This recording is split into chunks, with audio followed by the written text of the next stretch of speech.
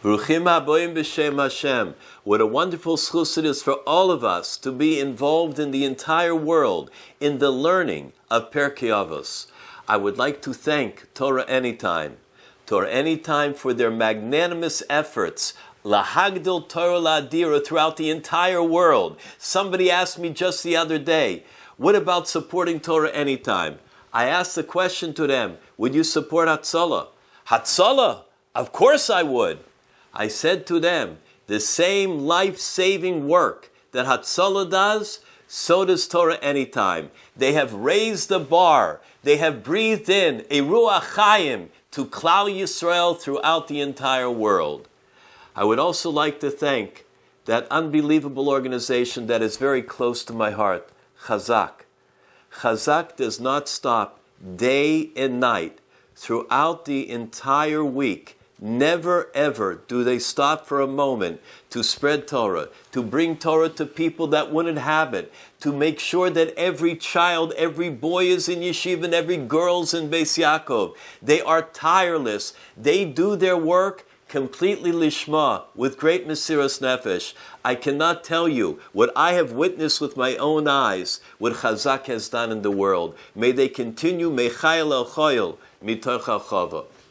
I would also like to thank my co-host, Rabbi Dr. Dovid Lieberman. He is an incredible gift to our world.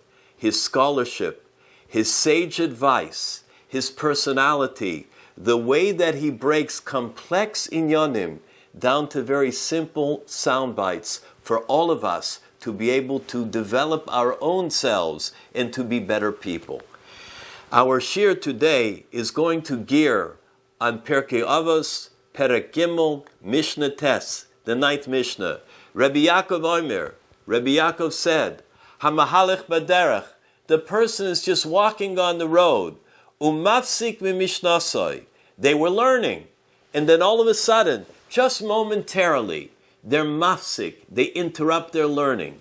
V'oimer, and they say, Manoah ilon zeh, how beautiful is this tree. Manoah nirze, how beautiful is this field. They were learning. Now, as we know, uvahem negeh yomam v'layla. A person has to learn day and night whenever we can. We should try and learn. No matter what it is, you have a few minutes, learn during that time. You're waiting on the line, you're waiting by the bank, you're waiting somewhere. Have a little sefer. Have those little pockets for him that have been published.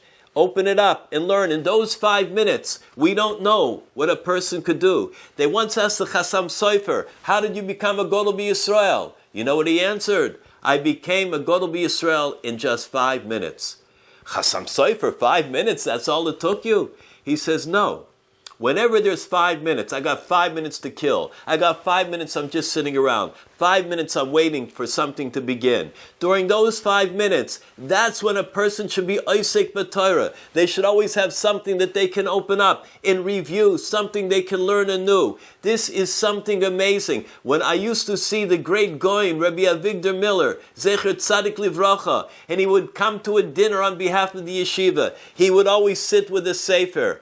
And until it was his moment to speak, he was oisek. He was completely involved in the sefer or in his writings. Uvahem negeh yomam v'layla. We do not interrupt. No matter what it is, no matter what happens in the world, a person always has to learn. And therefore we learn that an individual that is mafsik their learning is not doing the correct thing. What happened? He stopped his learning. He was in the middle of the road. V'omer, and he said, how beautiful is the tree. How beautiful is the field. You can't help but admire nature. Mala olav hakasuv. The Torah considers it kilu mischayev b'nafshoy. That as the person were mortally guilty, as the person is chayev with his own nefesh, with himself, how did he become obligated in such a way? What terrible thing did he do? Mischayev b'nafsho. Those are strong words. The answer is given over by the great Hegyonis Shel Torah, Rav Firer. He says the following, isn't it a mitzvah when a person sees something beautiful in nature, they see a beautiful field, they see a tree, Ma gadlu ma'asecho Hashem. We all have to say how beautiful are the works. How beautiful are all the things that Hashem has created in this world. Am I supposed to say this? Of course I am. More than that, comes during Nisan. I see the tree. I even make a bracha over those fruit trees and all the other brios tovos, all the other nice creations. So what did the person do wrong? Says Rafir something amazing. He says, you know what he did wrong? I'll tell you. They took a look at the external. They took a look at the outside of the tree. Oh, it's a beautiful tree. How nice, the image. What should the person have said? How deep are its roots? How strong is the tree? The peiros that it provides, the foliage, all the nice things that the tree does for the world. But they got all caught up in the external, in the chitzonius. How beautiful is the tree. I would like to say that this particular lesson bears us a little bit of contemplation. Why? Because sometimes we also get caught up in the external.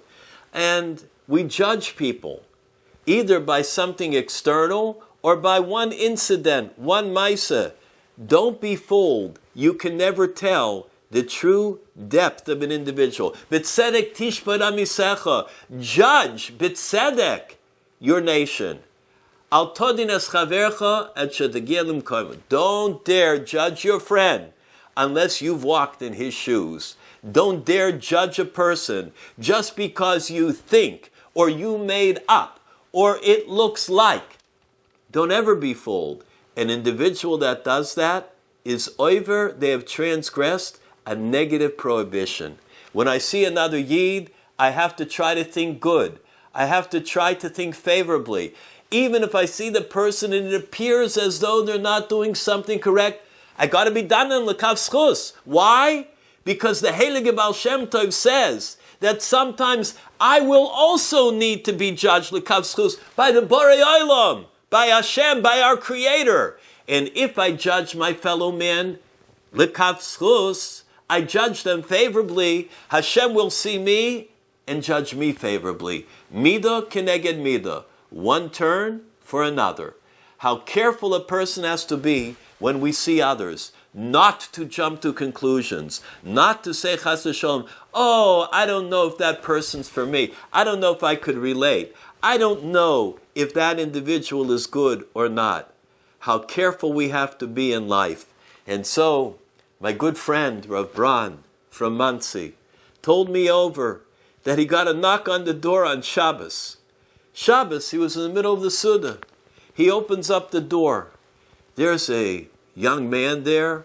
He's got a mohawk, the hair coming on the center of the head. He's got earrings on. The guy looked a little scary. He was wearing a t-shirt. And he says, Rabbi, I would like to ask you a question. Do you have to use wine for Kiddush? Or could you make it over something else? Rav Bran said, I couldn't understand it. This guy, well, what's going on here? He looks like he's from the street. He looks like I don't know where he's from. And he's asking me about wine and Kiddush and Shabbos. So, you have to be Meshiv. You have to answer.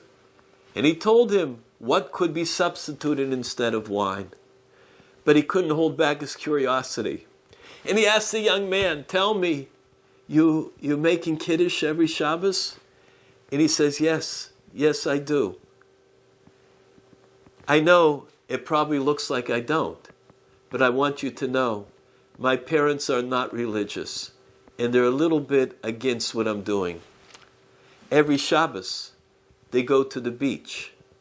They want to take me. They pressure me. They tell me that I have to listen as their son. They are very strong-minded, and I'm a little bit more gentle. I couldn't refuse them. I hate to admit it, but there were some times that I did go for Shabbos, and it killed me inside. So I thought of a great idea. I shaved the sides of my head. I grew this mohawk. I put the earrings in. And now they are so ashamed of me they wouldn't dream of taking me on Shabbos. Al todin es chavercha. Don't you judge anybody. You can never tell the religiosity, the spirituality, the heiligkeit, the holiness of another Yid, no matter how they look, no matter how they dress, no matter how they go about. Who can tell what is inside the heart? The X-ray machine has not yet been created that could tell a person's neshama, that can read the thoughts of an individual's heart. So therefore we learn, don't get caught up in the chitzonius. Don't get caught up in the external, because the depth, the pnimius, the inside, has a lot more to tell than just what seems to be on the outside. And an individual should always know that every Talmud, every Talmidah that comes in, whether they show great promise, whether on their aptitude tests it says they're going to be the valedictorian, and you can tell that at 5 years old what's going to happen when they graduate to 12th grade, or whether they show little promise, whether they have some challenges in life, whether it's difficult for them to learn. Every child we have to take a look at, that they could be a future Gadol B'Yisrael. They could take possibly certain steps no matter what their challenges are, and they could become great. I want you to know, I was asked by a family with a Down's syndrome child. I was asked by the family to go with them together to see a child that had accomplished, a young boy in New Jersey. In order to be mechazek the family, it was my greatest zchus to go together. The man who opened up the door from the Amim welcomed us in.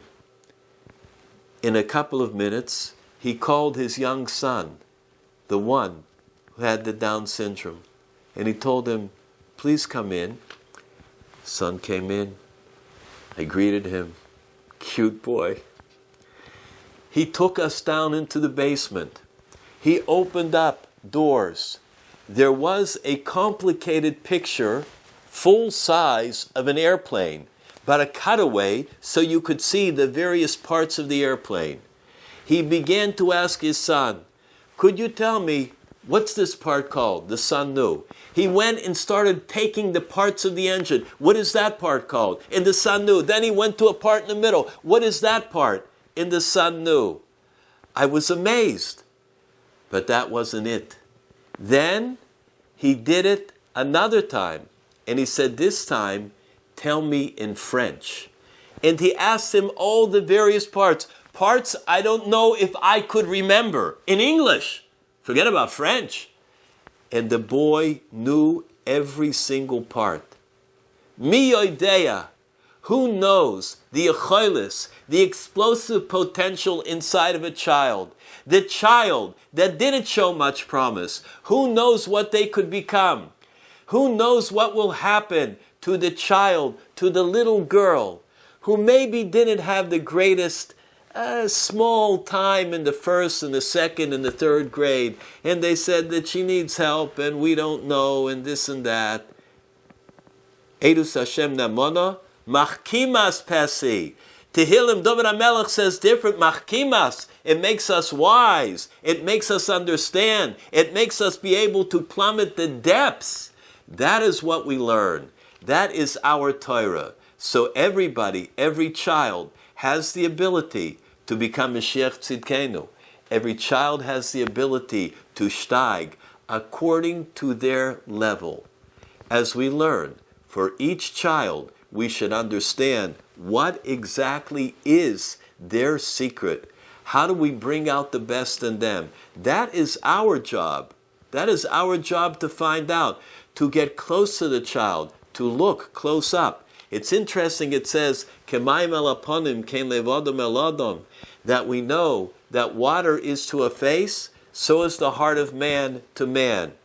What does it mean, water is to a face? A person sees the reflection in water.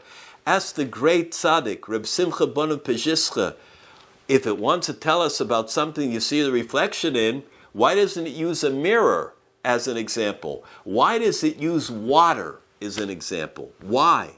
What's the reason? He says the following: because if you have a mirror, and the mirror is in a big wedding hall, and it's 100 feet away, you can still walk in there, and you can still see your reflection. You can even see yourself in that mirror. And some people like to see themselves in that mirror, and they get caught up. However, if you want to see your reflection in the water, you've got to actually get very close, down to where the waterway is, and then you can see yourself. That's what the Pasuk is telling us. If you want to know what's doing in the next person's heart, if you want to know how to educate the child, if you want to know how to lift up him or her to the next level, you got to get close to them. You got to understand what's going on. You got to try to put yourselves in their situation, in their familiar situation, in the struggles that they have. Then understand them and bring them out. But not just looking from afar, from the 100 feet away. That way you'll never be able to tell. You get close to them, and believe me, you'll have some of the best. My best Talmidim, my best Talmidas, were not necessarily those that were 100%, that were valedictorians all the time. Although they are great. They are great. Shtabach Shemoy. But you know what? I had a lot of great Talmidim and Talmidas that grew. You know where they grew from? They grew from being just mediocre. They grew from challenges. They grew from those that said, nah, I'll be very happy if you remain a frum yid, if you remain just religious. You know what I could tell you? Some of the leaders of the community today, I received a call from England just 3 days ago from an unbelievable yid. He wouldn't mind if I told you his name, but for confidentiality, I won't. I can't tell you that when I had him as a 17-year-old, I don't know what people would have said. But I stuck by him. But I knew that he had promised. And I loved him dearly because I knew that he's a neshama that really cared inside. But there were layers around him and there were reasons for it. Today, he's a leader of the Jewish community. A person should always remember, V'chol bonayich, all the children, Limudei Hashem, they should be educated and brought up in the Torah Kedosha, in the ways of Hashem, in the ways of Oisenu HaKadoshim, of our holy fathers and forefathers, foremothers. We also understand that when it comes to an individual being able to look for a shidduch, the same thing exists. When looking for a shidduch, what does a person look for? Chitzonius. Send me a picture. What's a picture? In Klal Yisrael, did we ever have pictures? In Klal Yisrael, years ago, if they would have asked for a picture, I'm not sure. But because there's so many pictures, everybody's taking pictures and more pictures, thousands of pictures. They'll never see paper. They'll never be published. Believe me, it's all on the cameras. It's all on the video. No one's printing it out. I was walking down Fifth Avenue and 47th Street. All of a sudden, 3 guys walk over to me. 3 guys walk over to you in the city. You got to think for a moment. And one of them says, "You're Rabbi Goldwasser?" I said, "Yes." "Could we take a picture with you?" "A picture? I don't want my picture." No, we just want to take a picture. "Okay, can one of us take a picture with you?" We are overly photographed. Pictures are going around. However, what is really a person supposed to look for in a shidduch? Not the outside, not the chitzonius. The chitzonius can change. Believe me, the chitzonius can change. But look at the pnimius. Does the person have depth? Does the person have sensitivity? Do they have a heart? Do they do chesed? Is the individual concerned about Klal Yisrael? Is the individual mindful of others? Is the person sensitive? Do they try and help out the people that are downtrodden? Do they try to lift them up? Do they care? That's what I'm worried about. Where's their depth? Where is their morality? Where is their ethics? Do they really care about every mitzvah in the Torah Kedosha? Or are those that are more bechitzonius the ones that they are more interested in? How often a person could be led astray. They go out, Then they come into me and they say, I want you to know, she is perfect. I never had such an unbelievable time. It's unreal. However, there's one little thing. B'chitzonius, she isn't exactly what I thought that I'm going to be able to marry. And it bothers me a little bit. B'chitzonius. I would like to ask him, and Mr. Prince Charming, are you the most handsome person in this world? Of course I won't say it. But an individual has to know. The pnimius is what a person develops the ahava for. The pnimius is what's going to hold a person strong for 120 years. It's a long nesiya. It's a long travel for everybody throughout life. 120 years. We need the person that is going to provide the stability. The person that will be the eshes chayo. The individual lo yichba balayla neira. That she will stay up at night and guard her house. Chachmas noshim bonsa besa. It is the wisdom of the woman, the wisdom of the girl that will build the house. Believe you me, it is not the cosmetics that is going to build the house. Believe me, it is not how fancy the person can go around on the street that is going to build the Yiddish home.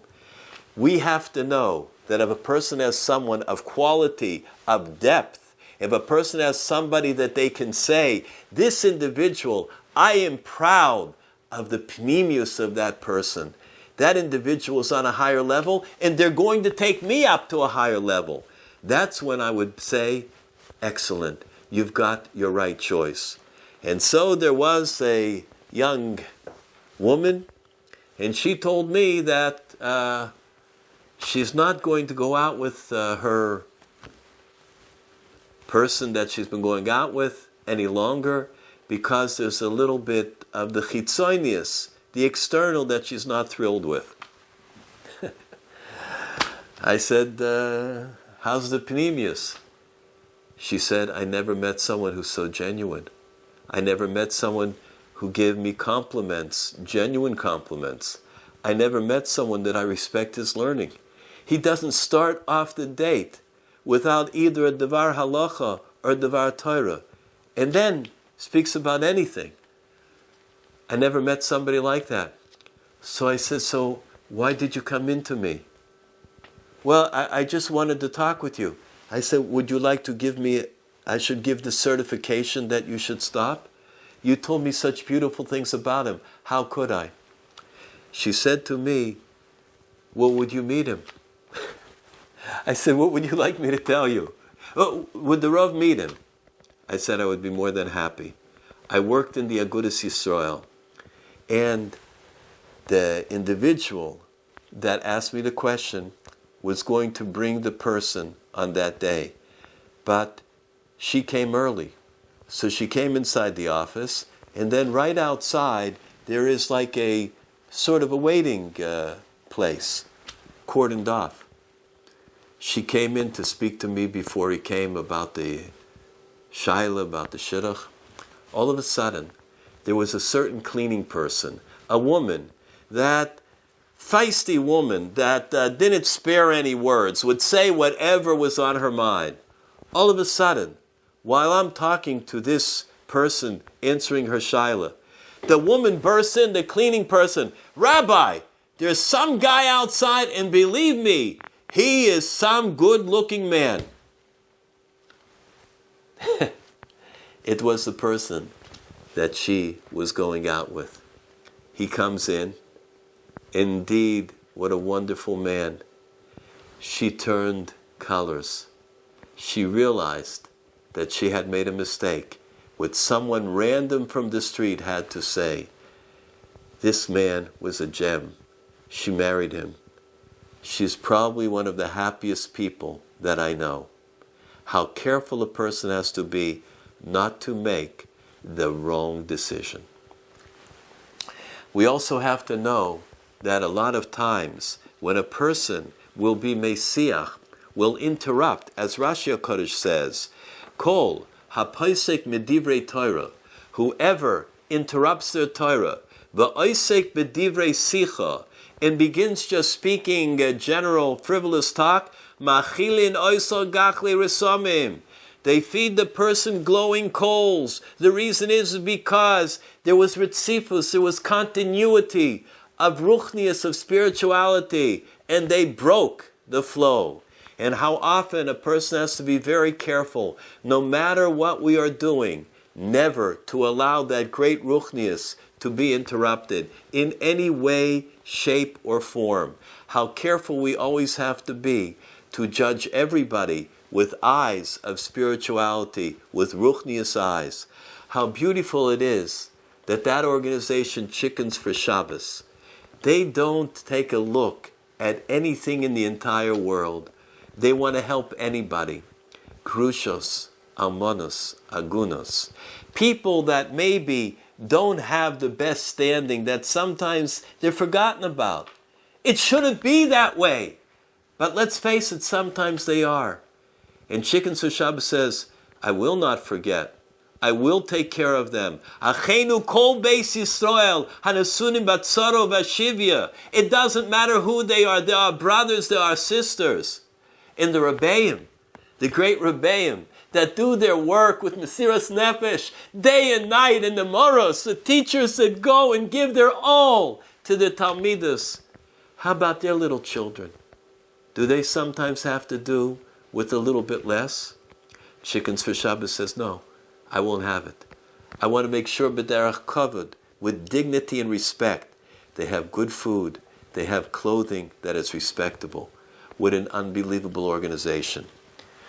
I just would like to end, b'masayim b'dover tov. You can't ever judge a book by its cover. That's really the translation of our Mishnah. Don't judge a book by its cover. I was a yeshiva bocher. I was 17 years old. I had one day that it was Ben Astarim, and I took my money, $7, all that I had, to the Lower East Side, because I wanted to buy a sefer, Toras B'nai Yissaschar, from the great din of a Rebbe. And I went. Finally, I found it in a store. And I came over with the sefer to the counter. And I asked the moicher, I asked the person, I would like to buy the sefer. And I took out my $7. He opened up the sefer and he said, I'm sorry, this sefer cost $8. He didn't know I didn't have enough. He didn't know that I had to save up those $7. I felt horrible. I came down to the Lower East Side just to buy that sefer. And so I realized, and I said, oh, okay, thank you. I'll put the sefer back. Put the sefer back on the shelf. I started walking out. This might seem crazy, but I still remember myself walking out. All of a sudden, when I opened the door and took a step to leave, he calls me back. And there was a woman also behind the counter. Maybe it was his Rebbitzin. And they called me back. And they took a sefer from underneath the counter. And they said, this is a sefer B'nai Yissaschar. However, it's defective. It's damaged. The first page starts on page 360. There are double prints inside. One page is on top of the other. There are a few pages that are completely missing. However, at a page Lamed Gimel, it begins, 33, it begins. And most of the sefer is regular from that point on. Then they showed me the opening of the sefer, the price that they marked on there, $7. Took out my $7. I put it on the counter. They gave me the sefer. They asked me if I needed to have a bag. The truth is, I wasn't going to leave that sefer out of my hands. And I took it. For years and years, it was more precious to me than any sefer that I owned, because that sefer was a sefer that didn't look so nice, That sefer is a sefer that others would say, puzzle, it's invalid. Too many double print pages. How could you get a sefer like that? But I got a sefer. A few years ago, a wonderful yeshiva wanted to honor me, and I acceded. And when they honored me, they told me that they would like to buy me, since I had quoted the Bnei Yissaschar, a huge new volume of the Bnei Yissaschar that just came out, leather bound, and put my name in gold. I told them it is a beautiful idea and I love it. But Hashem Yisparach gave me a special one, and I would not replace it for all the money in the world. Rabbi Sai, I ask you, don't judge a book by its cover.